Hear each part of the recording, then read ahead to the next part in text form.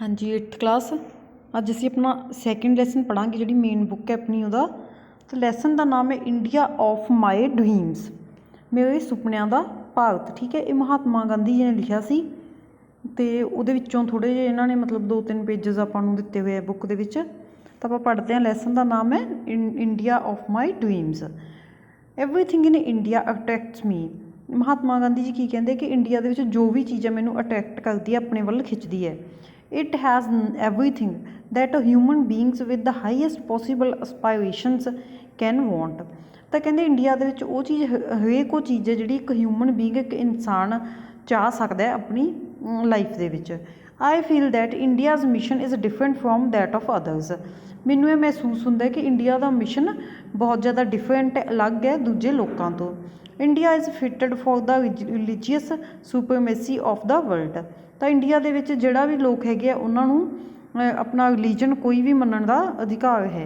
There is no parallel in the world for the process of purification that his country has voluntarily undergone.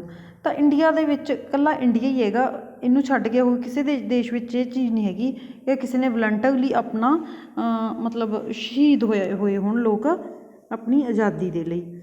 India is less in need of steel weapon. तो जो India है मतलब वो steel weapon तो बहुत घट ने, but it has fought with divine weapons. पर ये बहुत ही जोड़े चंगे तो वैपन इन्हों को हैगे ने। ठीक है, पवित्र। It can still do so. तो ये भी कर सकते। Other nations have been victorious of brute force. तो दूजे देश ने जोड़े काले भगत ने कि बहुत ही जोड़े नाशदायक वैपन्स होंगे है ताकत उन्होंने। India can win all by the soul force. तो पर जो इंडिया वो इनू कादे नाल जितदा अपनी आत्मा की शक्ति नाल। History supplies numerous instances to prove that brutal force is nothing before soul force. तो बहुत ज़्यादा इतिहास के अपन चीज़ां देखने मिलती हैं जिहदे पता लगता है कि जी नाशदायक एक शक्ति होंगी है उहदे नालों जिहड़ी सोल अपनी आत्मा की शक्ति वो ज़्यादा ताकतवर होंगी है। Poets have sung about it and सीज हैव डिस्क्राइब्ड देयर एक्सपीरियंसिस। जोड़े पोइट है वो कवितावां लिख चुके हैं ये बारे। तो पर जोड़े सीज है आप कहते भविख दसन वाले लोग वो अपना एक्सपीरियंस दस चुके हैं। I shall work for in India. मैं इंडिया के लिए काम करना चाहांगा in which the purest shall feel that it's their country in whose making they have an effective voice. तो इंडिया दे लिए मैं काम करना चाहूँगा क्योंकि इंडिया के जोड़े गरीब लोग है वो ये फील करते हैं, जोड़े पुअर ने वो फील करनगे कि जी कंट्री उन्होंने है तो उन्होंने अफेक्टिव वॉइस उठाई है कंट्री को बनाने के लिए। And India in which there shall be no high class.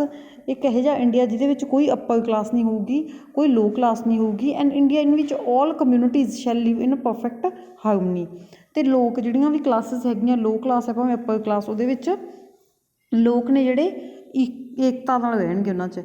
There can be no room in such an India for the curse of untouchability और the curse of the intoxicating drinks and drugs. तो यह जा India जिथे अनटचएबिलिटी आप कहते हैं छूत छात की कोई भावना नहीं होगी, तो ना ही कोई ड्रग्स वगैरह या नशा होगा जिस देश के। Womens will enjoy the same rights as man. तो औरतां भी जोड़े मैन ने उन्होंने बराबर के अधिकार लैणगियां। Since we shall be at peace with all the rest of the world.